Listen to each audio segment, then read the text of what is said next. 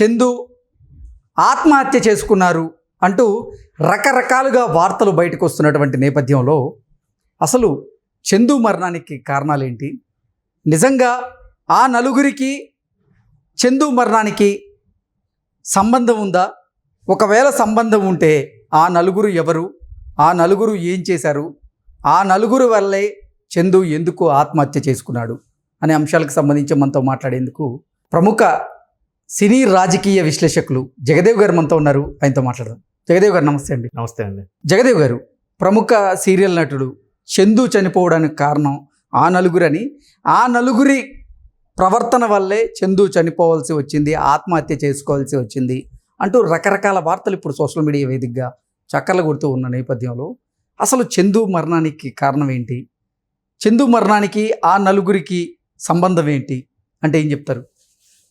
అసలు ఆ నలుగురు ఎవరు? ఆ నలుగురు అంటే ఇక్కడ జనరల్గా ఎవరైనా సరే నలుగురితో మంచిగా ఉండాలి, నలుగురితో సఖ్యంగా ఉండాలి అంటారు. ఎందుకంటే పోయేటప్పుడు ఆ నలుగురే కదా మొయ్యాలి అని అంటారు.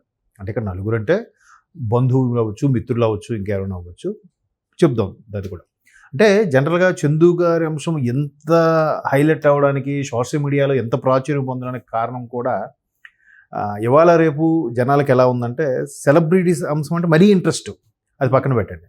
కానీ వాళ్ళలో అంటే వాళ్ళ నాలుగు గోడల మధ్యన ఎలా ఉంటారు, లేదంటే వాళ్ళ పర్సనల్ విషయాలు ఏంటి, ఆ పర్సనల్ అఫైర్స్ ఏంటి, ఇట్లాంటి విషయాల మీద ఎక్కువగా యాంగ్జైటీతో చూస్తారనమాట. అంటే మన జనరల్గా అందరూ చెప్పేది నేను చెప్తున్నా. ఆ మధ్యన సినిమా కూడా వచ్చింది. ఒక రైతు ఇట్లా ఆత్మహత్య చేసుకున్నాడంటే బహుశా ఇన్ని రోజులు డిస్కషన్ ఉండదు, ఇంత టాపిక్ ఉండదు, ఎక్కడో మెయిన్ పేపర్లో కూడా రాదేమో, అది ఎక్కడో 3వ పేజీ 4వ పేజీలో ఒక కారణం చిన్న బిట్టు వేస్తారేమో. బట్ చందు లాంటి వాళ్ళు ఆత్మహత్య చేసుకున్నారంటే ఏంటి, ఏమైంది, ఎలా జరిగింది అంటే దానికి కారణం ఒక విధంగా వివాహేతర సంబంధమే అనుకుంటున్నాను నేను. ఎందుకంటే ఇప్పుడు గత వారం రోజులుగా చూస్తుంటే ముందు ఆవిడ 12 ఎప్పుడో యాక్సిడెంట్ అయ్యి చనిపోయారు. ఈయన మొన్న రీసెంట్గా 17 నైట్ ఎప్పుడో సూసైడ్ చేసుకున్నాడు. సో ఇంక ఈ 4 రోజుల నుంచి కూడా అదే అంశం మీద ఎక్కువగా ఎక్కడ విన్నా అదే ప్రస్తావన వినిపిస్తుంది. అంటే పవిత్ర గారు చనిపోవడానికి కారణం నువ్వే చందు అంటూ ఆయన చుట్టుపక్కల ఉన్నటువంటి కొంతమంది బంధువులు కానీ, ఆయన స్నేహితులు కానీ, ఆయన సన్నిహితులు కానీ పదే పదే ఆయనకి గుర్తు చేయడం, ఈ గుర్తు చేయడం వల్లే ఆయన డిప్రెషన్కి గురై ఆయన సూసైడ్ చేసుకున్నారు, ఆ పరిస్థితులను క్రియేట్ చేశారు ఆ పక్కన ఉన్న నలుగురే అంటూ రకరకాల వార్తలు వస్తూ ఉన్నాయి. అంటే ఈయన కారణం కాదు, కాకపోతే అసలు జరిగింది యాక్సిడెంట్, అందరికీ చిన్న లైట్గా దెబ్బలు తగిలాయి. బట్ ఈవిడికి తలకేదో తగిలిసింది అంటున్నారు. దానికన్నా ముందు ఎక్కువగా భయపడింది ఈవిడ. అంటే చావు కన్నా భయం అనేది చాలా భయంకరమైనది అంటుంటారు కదా. సో ఈవిడ ఎందుకు బాగా ఒకసారి షాక్ గురైనట్టుగా మేబీ స్ట్రోక్ లాగా వచ్చిందా అని రకరకాల కారణాలు వినిపిస్తున్నాయి. అయితే మీరు అన్నట్టు చుట్టుపక్కల ఉండే వాళ్ళు, బంధువులు కానీ, ఆ నలుగురు మిత్రులు కానీ మాట్లాడేది ఏంటంటే ఈవిడ వల్ల చనిపోవడం అని కాదు, మీరు ఇట్లాంటి రిలేషన్స్ గట్రా మెయింటైన్ చేసినప్పుడు ఖచ్చితంగా వీళ్ళ యొక్క ఇంపాక్ట్ ఉంటుంది. మొదటి భార్యకు విడాకులు ఇచ్చేసి వీడితో కలిసి ఉన్నా బాగానే ఉండేది, కానీ అలాగేం లేదు కదా. అక్కడ ఆవిడికి పెళ్ళయింది, 2 పిల్లలు, ఇతనికి పెళ్ళయింది, 2 పిల్లలు. సో ఇక్కడ ఈ సంబంధం ఎలా కొనసాగుతుందంటే మరి ఎవరిష్టం వాళ్ళది, నా లైఫ్ నా ఇష్టం అన్నట్టుగా బతికేస్తున్నారు.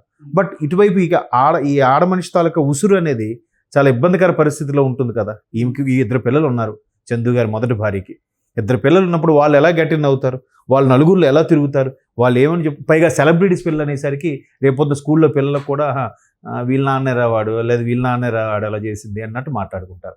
ఆమెకు కూడా సొసైటీలో మంచి వాల్యూ ఉండదు. సో అట్లాంటి బాధలు ఎందుకు రావు, ఇట్లాంటి ఎలిగేషన్స్ అన్ని పార్టిసిపేట్ చేస్తావు, ఇప్పటికైనా అయిపోయింది, ఆవిడ చనిపోయింది కాబట్టి ఇకపై నీ ఫ్యామిలీతో సక్రమంగా ఉండొచ్చు కదా అని మేబీ సలహా ఇచ్చి ఉండొచ్చు. సో అలాగని మళ్ళీ మొదటి భార్య దగ్గరికి వచ్చి సక్రమంగా అన్నీ మర్చిపోయి బతకాలను అనుకున్నాడో లేకపోతే అనుకోలేదో తెలియదు, కానీ ఒక రకమైన డిప్రెషన్లోకి వెళ్ళిపోయాడు. అరే ఇంత కుటుంబాన్ని వదిలేసి అక్కడికి వెళ్ళిపోయాను అనుకున్నాడు. అక్కడికి వెళ్ళిన తర్వాత అక్కడైనా సుఖంగా ఉన్నాడా, ఇట్లా జరిగి ఆవిడ చనిపోయింది. సో తీరా చూస్తే అందరూ నానా మాటలు అనేవారే. జనరల్గా ఎవడైనా డిప్రెషన్లోకి వెళ్ళాడంటే ఇమ్మీడియట్గా వాడిని ఓదారుద్దాం చేద్దామని ఉండదు. ఫస్ట్ ఏమంటాడంటే అందరూ నువ్వే చేసుకున్నావు కదా, పడు, నీ కర్మను అనుభవించాల్సిందేరా అంటారు. సింపుల్గా వాడు ఎటువంటి పరిస్థితుల్లో అటువంటి ఛానల్లోకి వెళ్ళాడు, ఎటువంటి పరిస్థితుల్లో ఆ అమ్మాయితో దగ్గర అయ్యాడు అనేది ఎవరు ఆలోచించరు. అంటే ఎందుకు ఆలోచించరంటే గౌరవమైన వృత్తిలో ఉన్నాడు, అందరికీ తెలిసిన వృత్తిలో ఉన్నాడు, సెలబ్రిటీగా ఉన్న వ్యక్తి చాలా జాగ్రత్తగా అడుగులు వేయాలి. మళ్ళీ అక్కడ రిలేషన్స్ పెట్టుకొని అదే ఫీల్డ్కి చెందిన వాళ్ళతో రిలేషన్స్ మెయింటైన్ చేస్తూ ఇక్కడ ఉన్న భార్యని వీళ్ళు పట్టించుకోకుండా వెళ్ళిపోవడం అనేది చాలామందికి ఇబ్బందికర పరిస్థితులు అనిపిస్తాయి. మనం అంతెందుకు ఒక పవన్ కళ్యాణ్ గారు లాంటి వ్యక్తినే ఇప్పుడు ఈరోజు ఎగ్జాంపుల్ చెప్తున్నా, అతను నిజంగా ఒకళ్ళు విడాకులు ఇచ్చేసి ఇంకోళ్ళని చేసుకున్న రాజకీయ ప్రత్యర్థులను ఆయన్ని ఎదుర్కోలేక ఏం మాట్లాడుతున్నారు, 3 పిల్లలు ఉన్నారు లేదా 3 పెళ్ళిళ్ళు చేసుకున్నాడు రకరకాలుగా విమర్శిస్తున్నారు. ఆయన అన్ని సక్రమంగా చేసినప్పటికే ఇక్కడ ఈయనేం సక్రమంగా చేయకుండా మొదటి భార్యతో విడాకులేమి లేకుండా ఈ భార్యతో అది ఇంకో ఆవిడతో కలిసి తిరగడము, ఆవిడతో వాళ్ళ స్వగ్రామం వెళ్ళి రావడము, ఇవన్నీ కూడా చూసేవాళ్ళకి ఎలాగ ఉంటుంది, ఒరే నేను అందరూ చూస్తారా, గమనిస్తూ ఉంటారు, కాస్త చూసి మసులుకోరా నాయన, ఎందుకు నీకు చక్కటి భార్య పిల్లలు ఉన్నారు, లేదా వీళ్ళకేదో సెటిల్ చేసి తెగదెంపులు చేసేసుకో, ఆవిడతోనే ఉంటాననేది చెప్పు అని చెప్పి చుట్టుపక్కల బాగా సన్నిహితులు ఎవడైతే మన మంచి కోరుతాడో ఆడు ఖచ్చితంగా నిజం చెప్తాడు, ముఖం మీద చెప్తాడు, 4 తిట్లు తిడతాడండి. మనం ఎలా పోయినా పర్వాలేదు, మన దగ్గర నుంచి సాయంత్రం వచ్చాక మనకు సిట్టింగ్ వేస్తున్నావు, మనకు 4 పెగ్గలు పోయిస్తున్నాడు అనుకున్నాడు, మావా నువ్వు చేసింది సూపర్ రా, ఏదో నువ్వు కరెక్ట్ రా అని పొగుడుతాడు.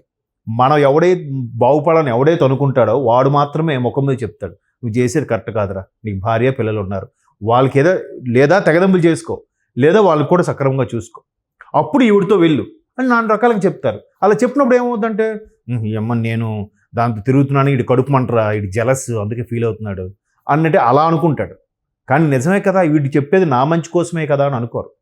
అలా అనుకున్నప్పుడు కొంతమంది ఎవరైనా రియలైజ్ అయితే, ఈ చందు లాంటి వాళ్ళు మేబీ రియలైజ్ అయ్యాడేమో, రియలైజ్ అయ్యి కరెక్టే కదా, ఇటుపక్క ఈవిడితోనే ఉండలేకపోయాను, ఆవిడ చనిపోయింది, అటుపక్క భార్య పిల్లలకు కూడా ఇన్నేళ్ళుగా ఇంచుమించు 5-6 ఏళ్ళుగా లివింగ్ టుగెదర్లో ఉన్నారంట. 5-6 ఏళ్ళుగా వాళ్ళని సరిగ్గా పట్టించుకోలేదు అనే పశ్చాత్తాపంతో గిల్టీగా ఈ నలుగురు 4 రకాలు మాట్లాడుతుంటుంటే ఇవన్నీ తట్టుకోలేక మేబీ ఆ పని చేసాడేమో. అంటే ఇంత చేశాను కానీ ఏం బాగుకున్నాను నేను, దీనివల్ల ఏమవుతుందంటే అందరూ ఉసురు పోసుకున్నానే అనే ఫీలింగ్ ఉంటుంది కొన్నిసార్లు. అరే కనీసం ఇక్కడ ఆవిడన చేసి లేకపోతే ఈవిడనైనా అధికారంగా పెళ్లి చేసుకున్నా బాగుండేది, లేదా ఆవిడకి విడాకులు ఇచ్చేసి ఈవిడితోనే చేసుకున్నా బాగుండేది, అలా చేయకుండా అటు తనకి అన్యాయం చేశాను, ఇటు తినికి ఒక విధంగా అన్యాయం చేసినట్టే అయ్యిందనే ఫీలింగ్ ఎక్కువగా మదనపడిపోతే ఏమవుద్దంటే, నేను ఎంత పొరపాటు చేశాను అని ఎప్పుడైతే మనిషి రియలైజ్ అవుతాడో చాలామంది సెన్సిటివ్గా ఉన్నవాళ్ళు ఇటువంటి వాటికి పూనుకుంటుంటారు అనమాట. ఆ కొద్ది నిమిషాలు దాటేస్తే వాళ్ళు నిజంగా ఆత్మహత్య చేసుకోరు. బట్ ఆ కొద్ది నిమిషాలు ఒంటరిగా గడపడం, నేను ఎవరికి సుఖపెట్టలేదే, ఎందుకు నా జీవితం అనే ఫీలింగ్లోకి వెళ్ళిపోయి ఇటువంటి పనులకి ఇదవుతుంటారు. సో నలుగురు మన మంచి కోరేవాళ్ళు ఎప్పుడూ మనతో ఉండాలి, ఉంటేనే వాళ్ళు మనం చెడ్డ చేసినప్పుడు మన ముఖం మీద చెప్పగలగాలి. అటువంటి నలుగురు ఫ్రెండ్స్ని సంపాదించుకుంటే మన లైఫ్ హ్యాపీ. మేబీ అటువంటి ఫ్రెండ్స్ చెప్పుంటారు, దాన్ని గిల్టీగా ఫీల్ అయ్యి ఈ నిర్ణయం తీసుకుని ఉండొచ్చు అని నేను అనుకుంటున్నాను. ఓకే అండి, థ్యాంక్ యూ సో మచ్.